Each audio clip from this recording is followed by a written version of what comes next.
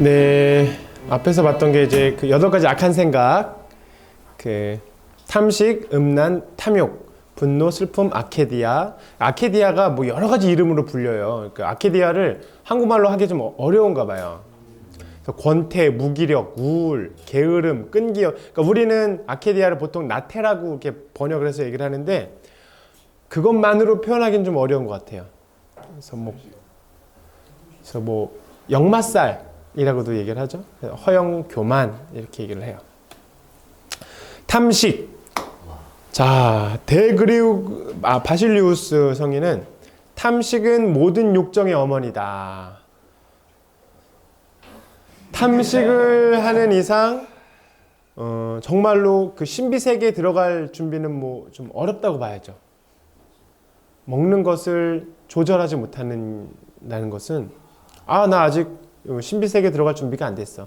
근데 또 토마스 아퀴나스 성인이 이렇게 뚱뚱했다고 그러잖아요. 그분 자리가 이렇게 책상을 팔 정도로 뚱뚱했대요, 이렇게. 그분은 오직 먹는 것과 연구하는 것밖에 안 하셨다고. 아무튼 뭐 그분은 어떻게 되는지 모르겠지만 탐식이 모든 욕정의 어머니다. 그래서 많이 먹고 나면 저 같은 경우는 성적인 욕구도 함께 올라오는 거를 좀 느낄 수 있어요. 그죠? 배가 막 이만큼 부르게 되면 성적인 욕구도 같이 올라오지 않아요? 여러분 너무 거룩하셔가지고 졸렸구나. 나태가 올라오고. 네. 그래서 그레고리우스 성인은 이렇게 말씀하셨죠. 먼저 우리 안에 있는 적인 탐식을 이기지 못하면 영적 투쟁을 시작할 수 없다. 우리에게 가장 가까이 있는 원수들을 물리치지 못하면 멀리 있는 원수들과 싸우러 가는 일은 쓸데없는 일이다. 탐식이 가장 물리치기 쉬운 가장 첫 번째 관문이라고 볼 수 있어요.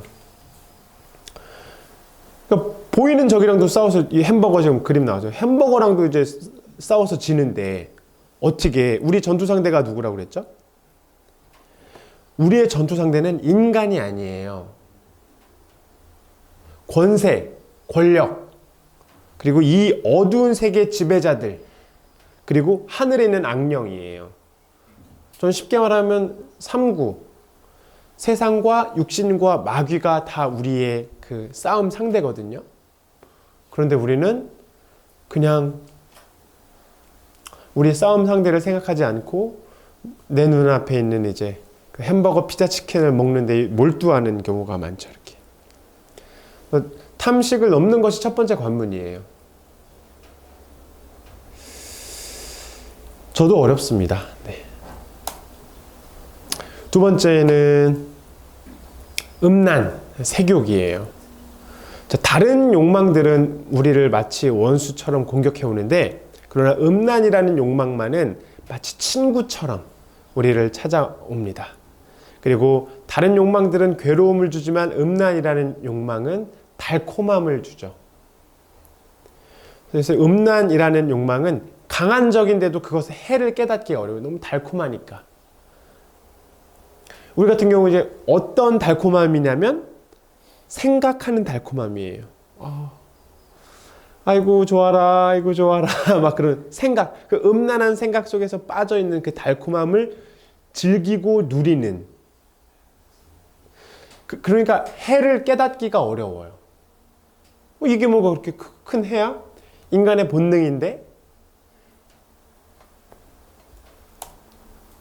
자, 미스 유니버스.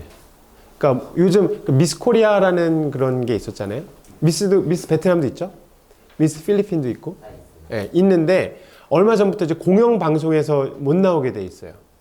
왜 그러냐면 사람이 음란에 사로잡힐 때는 나의 충동에 사로잡혀서 다른 사람을, 이 사람이잖아요. 사람인데 내가 음란에 사로잡혀 있을 때는 사람으로 보지 않고 나의 욕구의 대상으로 바라보게 돼 있어요. 그래서 그 공영방송에서 그 미스코리아 방송을 안 하는 이유는 상품화, 그러니까 여성으로 바라보는 것이 아니라 상품으로 바라보는 것처럼 보여진다라고 해가지고 이제 미스코리아를 공영방송에서 보여주지 않는 거예요. 우리가 음란에 사로잡혔을 때는 여자를 여자로 바라보는 것이 아니라 인격체로 바라보는 것이 아니라 나의 욕구의 대상으로 바라보게 됩니다. 그것을 이 매체에서는 잘 이용하고 있어요.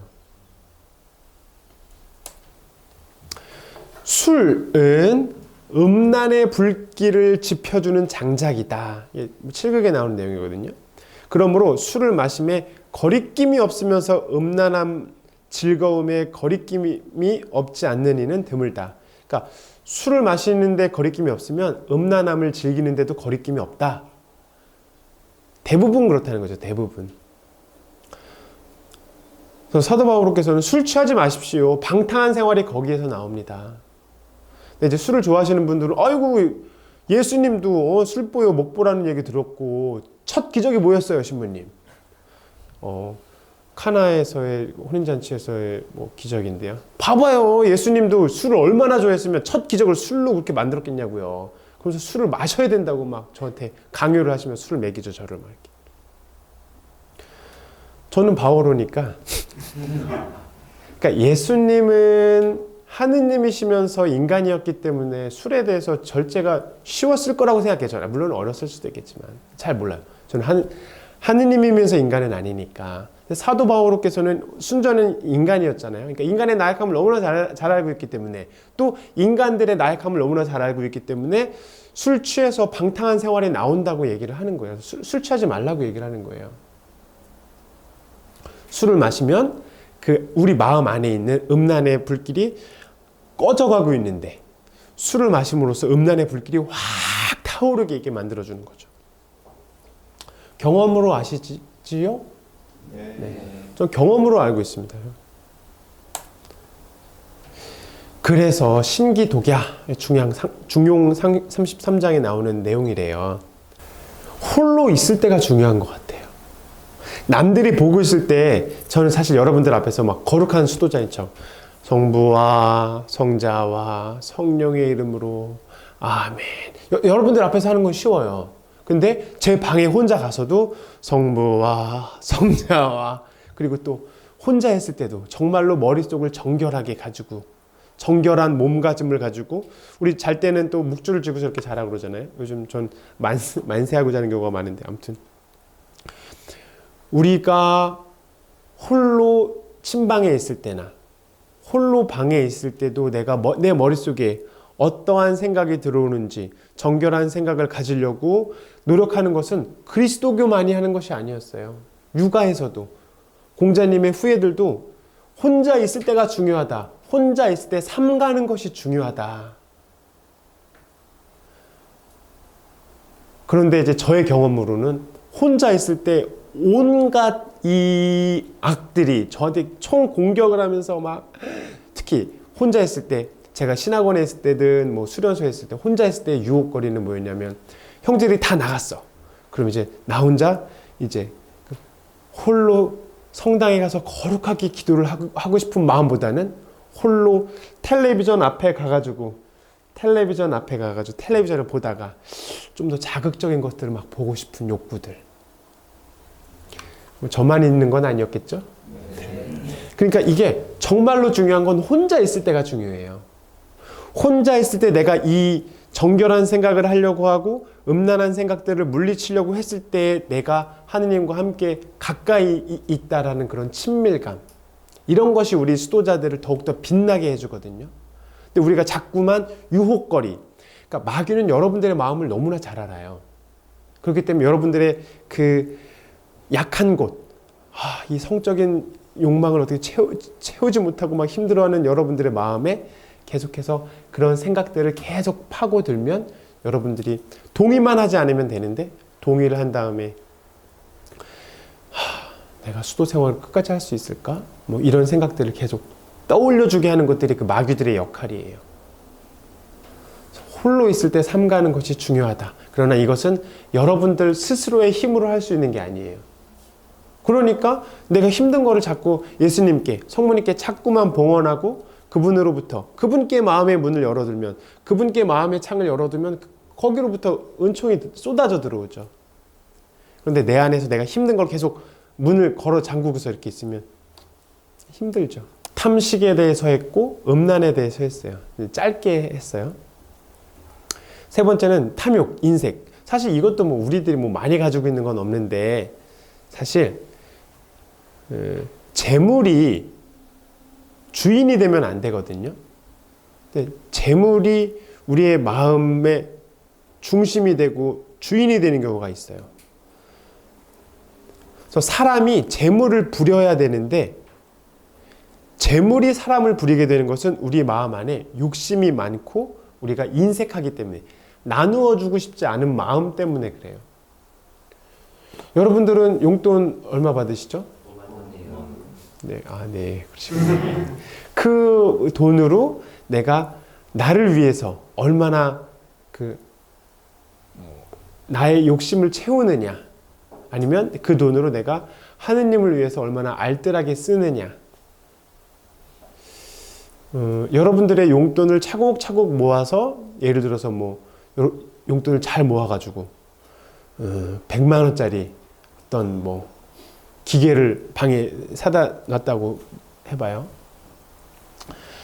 그러니까 사실 경험이 중요한 것 같아요. 그러니까 재물이 주인이 되는지 내가 주인이 되는지. 수도자로서는 뭐 그렇게 많은 경험을 하기는 좀 어려워요. 우리는 다행히 그 수도원이 보호하고 있기 때문에 돈을 적게 받는 것이 보호받고 있는 거예요. 저는 지금은 많이 없어졌는데 그 가방에 대한 욕심이 있었어요. 왜냐면 제가 초등학교 1학년 때 이제 그 학교에 들어가는데 제가 원하는 가방이 있었거든요. 근데 제가 원하지 않는 우리 큰아버지가 가방 가게를 하셨는데 가방 가게에서 별로 예쁘지 않았던, 대충 기억나는데 그거를 받게 됐어요. 내가 별로 원하지 않았던 디자인의 그 가방을 이렇게 메고 다녔어야 되는데 수도원 들어와서 가방에 대한 욕심이 있다는 걸 깨달았어요. 그래서 가방을 막 자주 바꾸고 싶어. 좋은 걸로. 탐욕이죠, 탐욕. 그래서 여러분들이 탐욕에 빠질 때마다 내가 하느님이 아닌 것에 빠져 있구나 라고 인식하고 나서 다시 하느님께 돌아오려고 마음을 하느님께 드리면 되는 거예요. 자, 편안한 마음으로 가난을 받아들이는 것은 참아낼 수 있는 일이다. 그러나 가난을 즐기는 것은 매우 지혜로운 일이다. 가난하다는 것을 즐기는 것. 왜냐하면 가난과 궁핍을 즐기는 것은 바로 하늘로 올라가는 날개이기 때문이다. 우리는 가난을 즐겨야 되는데 우리는 가난을 불편하게 여기죠, 보통은. 우리가 탐욕의 마음은 마치 소나귀의 물건을 잡고 있는 것처럼 단단한데 이 단단한 마음을 베풀어야 돼요. 내 방에 있는 거 나밖에 못 써 라고 하지 않고 형제들에게 나누는 마음을 하는 게 우리 탐욕을 극복하는 거죠. 베풀면서 탐욕을 극복하게 됩니다. 아주 간단하게 살펴봤어요. 근데 이제 분노는 약간 좀 심도 있게. 여러분들 화 많아요? 화? 네. 화가 많아요? 1등이에요? 몰랐네요. 본래 분노는 하느님께서 우리를 보호하도록, 나 자신을 보호하도록 주신 힘이라고 그래요. 그래서 우리를 유혹하는 것들에 맞서고 죄와 악에 맞서 싸우라고 분노할 수 있는 힘을 줬대요. 근데 우리가 그 힘을 타인한테 사용하는 경우가 있죠. 그 말은 우리 자신이 병들어서 그 힘을 쓸 줄 모르게 됐다는 이야기죠. 그러니까 나 자신을 보호하도록 나를 유혹하는 거랑 싸워야 되는데 싸움의 대상을 잘 모르고 있는 거죠. 인간에게 화를 내고 인간한테 화를 내면 안 되는데 인간에게 화를 내는 경우가 우리가 병들었기 때문이다. 그러니까 화를 내야 될 대상에게 유혹거리, 그러니까 마귀한테 화를 내야 되고 그리고 세상의 어떤 잘못된 행동들에게 화를 내야 되는데 우리는 그렇게 하지 않고 사람한테 화를 자주 내죠. 자, 우리가 화를 낸다는 것은 우리가 지키고 싶은 게 있기 때문에 우리가 화를 내는 거예요. 근데 이 개로 이제 에바그리스 폰테쿠스는 이제 표현을 하는데, 개가 짖고 사람을 문다면 개는 어떤 일정 영역을, 자기 주인과 일정 영역을 보호하고 싶어서 개가 짖고 무는 거잖아요. 우리도 마찬가지로 우리가 누군가에게 짖고 화를 낸다는 것은 내 안에 무언가를 지키기 위해서 짖고 사람에게 물고 화를 내는 거예요. 지키고 싶은 게 있다라는 것은 순수한 기도가 아니라는 거죠. 그러니까 내 안에 하느님만으로 가득 차 있고 내 안에 아무것도 가진 게 없으면 내가 화를 내지 않게 된다는 얘기예요. 순수한 기도를 하는 사람들, 내 안에 지킬 것이 없다. 왜냐하면 아무것도 가지고 있지 않기 때문에. 우리 그 필리핀에서 쉽게 볼 수 있는 그 문구 중에 하나가 nothing to lose라는 거잖아요. 그 기사들, 버스 운전 기사들이 난 지킬 게 없어, 무서울 게 없어, 잃을 게 없기 때문에 무서울 게 없는 거예요. 잃을 게 없으면 우리는 누구에게 분노하지 않습니다. 내 자존심을 지키기 위해서 형제가 나한테 신부님 그거 할 줄 알아요? 그럼 이제 내가 막 불같이 화를 낸다면 내 자존심을 지키기 위해서 이제 화를 내게 되죠. 그래서 분노는 본질적인 의미에서 있는 그대로의 자신을 받아들이는 것과 관계가 있습니다. 그래서 우리가 있는 그대로 나를 받아들이고 있는 그대로 형제를 받아들이면 화를 내지 않을 수 있다라는 얘기예요. 이론적으로는 쉽죠, 사실. 그래서 우리가 지극히 작으신 주님, 그러니까 예수님이 어디에서 태어나셨죠? 마구간에서 태어나셨어요. 우리도 마구간에 있다라고 생각을 하고, 또 예수님이 지금 그 면형 안에, 성체 안에 계시잖아요. 그렇게 또 감실 얼마나 또 좁은 곳이에요. 우리가 감실 안에, 마구간 안에 있다. 우리가 주님의 가난 속에 머무르고 있다라고 생각을 한다면 우리는 분노하지 않을 수 있는데, 우리가 좀 더 좋은 처우를 받아야 되고 좀 더 좋은 칭찬을 받아야 된다고 생각을 그렇게 자꾸만 하고 있으면 우리는 분노는 떠나지 않겠죠. 자꾸 장상이 날 무시하는 것 같아. 저 형제가 나 자꾸 무시하는 것 같아. 무시한다는 것은 우리가 그만큼 높은 위치에 있기 때문에 그렇게 기분이 나쁜 거예요. 저는 신부고 여러분들이 이게 동생들이잖아요. 여러분 맨날 저한테 막 뭐라고 그러면 이제 제가 화가 날 수가 있겠죠. 제가 여러분들보다 높은 위치에 있다고 제가 이렇게 생각하고 있으면 여러분들이 저에게 조그만 뭐라고 얘기를 했을 때 좀 화가 나겠죠. 여러분들의 후배들이 여러분들한테 막 긁으면 이렇게 가끔 그래요. 네. 중요한 건